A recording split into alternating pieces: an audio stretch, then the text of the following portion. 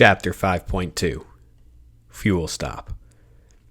Tobias was right. Retta's ship was low on fuel. So low that it didn't even make it to the fuel depot. Her plan to refuel, return, and prove Tobias wrong only proved him right. Her engine stopped. The tank was empty. She floated, helplessly, and the driftwood lived up to its name. Retta was stranded in space. "Idiot, idiot, idiot," she hissed under her breath. She unclipped her seatbelt and rummaged through the cockpit. There had to be emergency fuel somewhere. Ugh! Retta slammed her fist against the dashboard. The fuel ticker jumped above E. The lights blinked to life, and then the ticker fell backwards, and the light went dark. The engine sputtered, croaked, and coughed black smoke into space. "Come on," she pleaded as the engine wheezed and clung to life. "Please, please just give me a break." She hung her head low, and her curly black hair dangled in front of her face. The dashboard beeped. Retta brushed her hair away and looked with excitement. A small, pulsing blip blinked on her radar screen. No way. She was infected with hope before salvation showed its face. No way! Fate heard her plea, and a gray dot in the distance was heading her way. With only fumes to spare, Red turned her ship and redirected towards the blip. This is too good to be true. She knew good fortune was never free. It always collected the debts it was due. The gray dot approached and grew to become a massive asteroid. Colossal, holographic signs advertised, "Fuel depot here." Retta was about to owe good fortune a mountain of debt. Her destination made its way to her. The driftwood approached and the details were clearer. The asteroid craters were no craters at all. They were massive, metallic tunnels bored to the core. Bright, white lights lined the tunnel's outer rims, and a blue glint shimmered deep inside. A massive claw shot out from the tunnel, latched onto the driftwood, and shook it whole. Retta braced herself, gripped her seat, and the claw yanked the driftwood deep within the asteroid. It was exactly like her mom's articles described it. Massive tunnels, nearly 200 yards across. Blinding lights whizzing by like headlights on the skyway. A thick, membranous disk that the driftwood crossed, separating the vacuum of space from the pressurized, oxygen-rich environment within. The fuel depot pulled her in, and Retta felt the artificial gravity and oxygen surround her. "This is amazing," she thought, but the show wasn't over yet. The claw reeled the driftwood into its own private dock. The skiff landed, the claw retracted into the ground, and the bay automatically connected to the ship. The loading bay blinked green, and the driftwood's cockpit opened automatically. Retta was free to deboard and refuel. As she stepped out, two urchin girls immediately ran to her ship. One had a spray bottle and spritzed Red's windshield. The other held out one hand for money, and the other held the fuel line. "Top you off for a few extra credits." Yeah, Retta tried to be polite. She was stashing Tobias's credits for food, not urchins. "I don't have any credits."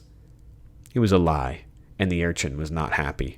She dropped the fuel line, let it bang on the ground, and whistled for the other urchin. "She's got no credits!"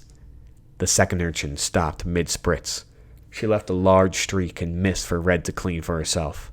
The two stormed past Retta and ran to the next ship dragged in by a massive claw.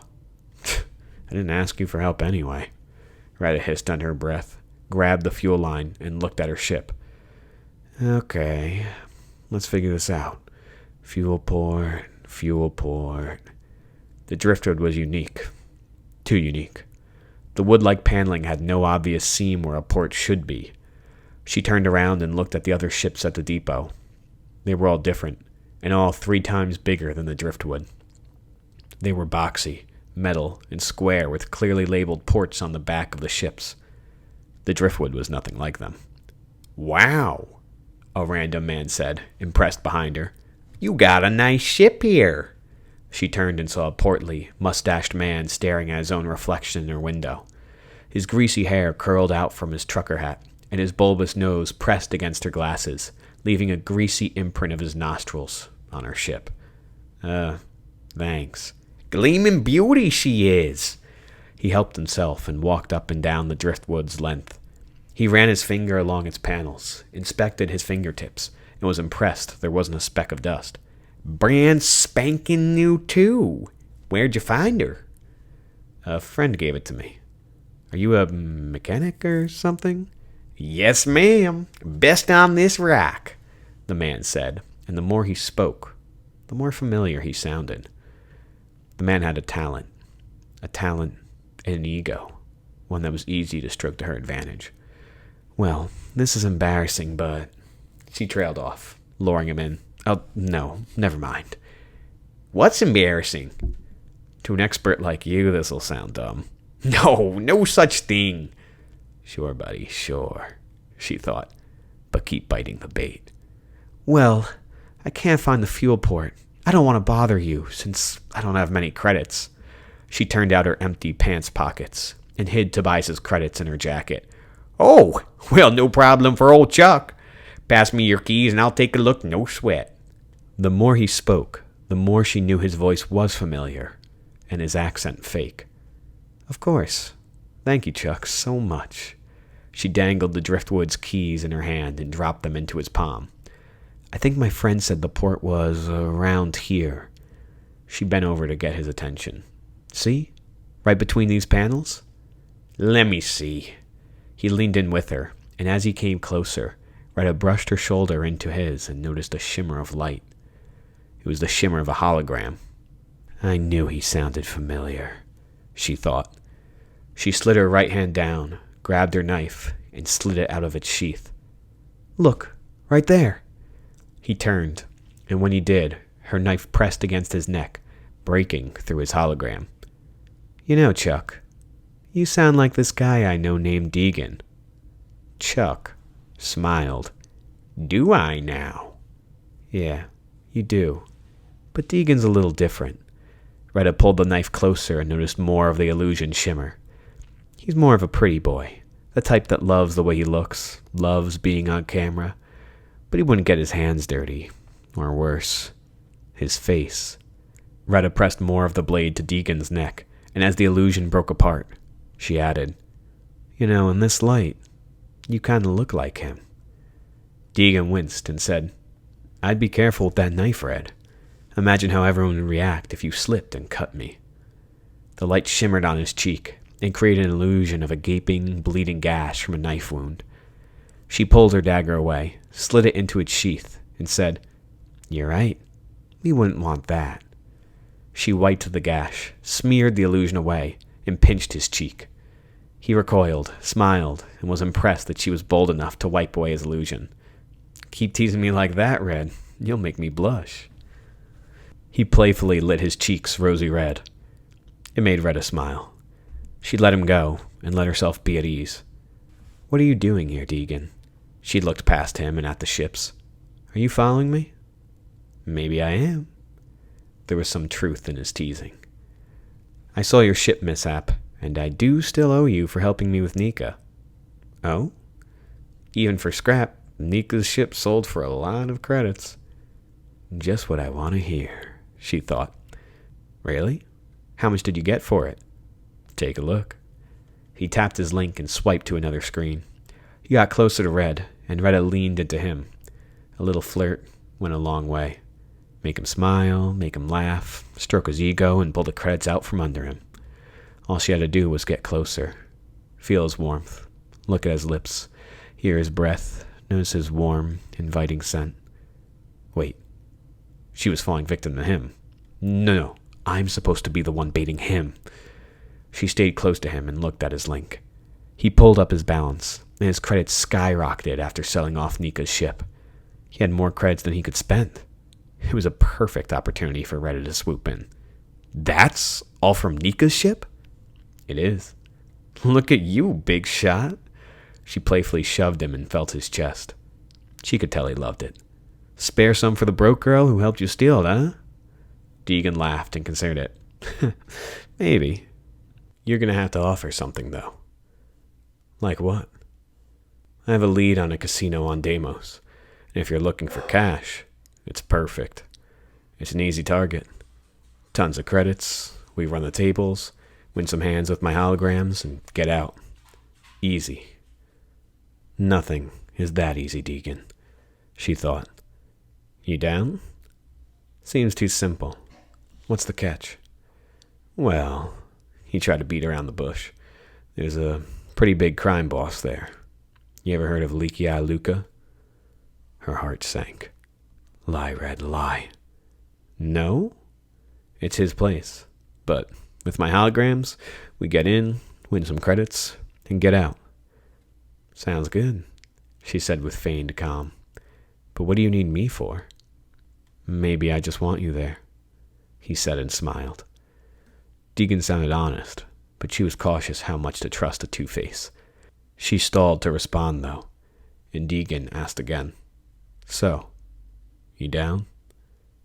Of course, she feigned a smile. We should probably take one ship. She looked at her skiff and back at him. I could give you a ride, but the only problem is... She leaned a little bit closer to him and whispered, It's a tight fit for two. Ah, damn, he teased. I guess we'll have to make it work. She smiled and leaned close enough she could feel his breath on her lips, and then she turned away, leaving him with a lingering feeling of anticipation. The other problem is I'm a little low on credits. Don't worry, Deegan said. I got it. And there it is, Retta thought. Easy. All it took was a little flirting, and Retta got to keep Tobias's extra credits for food later. Actually, she thought, maybe I can get dinner off Deegan, too. Let's fuel you up and go, then, he said. Retta got in her cockpit, and Deegan followed. He sat behind her and watched over her shoulder. Retta looked for a fuel port switch, but couldn't find anything. Deegan leaned his head over her shoulder, and his breath tickled the back of her neck. Her neck hair stood on end, and goosebumps spread across her skin. His lips almost grazed her ear, and with his deep voice, he whispered, What's up? Can't find the fuel port. It's right here. He grabbed her hand and guided it under her seat. He guided her fingers to a switch, wrapped his hand over hers, and tugged it with her. They both heard the fuel port unlatch behind them. She turned and he playfully smiled and said, What? Go fill up the tank, she teased and gave him a little shove. All right, he said with a smile, and Retta knew she had him in the palm of her hands. But she knew she enjoyed this too. She didn't fully trust Deegan, but teasing him excited her, and she could use a little fun along the way. While Deegan was out of the ship, Retta whipped out her link and texted Tobias. Hey, I found Luca through Deegan. I'll send you the coordinates. You beat Claire to the punch. You're looking more like Celeste every day. Good job, kid. Tobias's compliment made Retta smile. Thanks. You help me find my mom, I help you with your parole. I'm going there with Deegan now. The chat bubble bounced up and down, starting and stopping, like Tobias kept typing, then deleting what he originally wanted to say. You sure that's smart? I know Luca wants the baton, but it's better to find him before he finds us. Tobias didn't immediately respond. I'll be fine. All right. Just be careful, especially with that boy Deegan. I'll meet you there. Outside the ship, Deegan wolf whistled at the two urchins from earlier. Hey girls, mind cleaning off this window? I got extra credits if you could get these streaks out. The two urchins came over, smiling for Deegan, and when they passed Retta, they stuck their tongues out at her. With the ship fueled and ready, Retta and Deegan left, and after a short trip, they approached the shady side of Deimos, the black marble hidden in the shadows.